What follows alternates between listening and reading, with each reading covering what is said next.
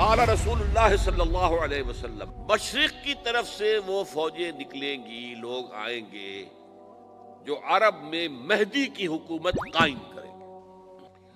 یہ مہدی کون ہوں گے اس کا ذکر میں ذرا بعد میں کروں گا، لیکن نوٹ کر لیجئے کہ مہدی سے پہلے لازماً کسی مشرقی علاقے کے اندر وہ نظام قائم ہو چکے گا، تب وہاں سے فوجیں آئیں گی نا۔ یہ مشرق کون سا ہے؟ عرب کے مشرق میں آپ چلیے ایران بھی آ جائے گا، افغانستان بھی ہے، پاکستان بھی ہے، اور اگر اسے اور توسیع دے تو ہندوستان بھی ہے۔ یہ ہے عرب کا مشرق،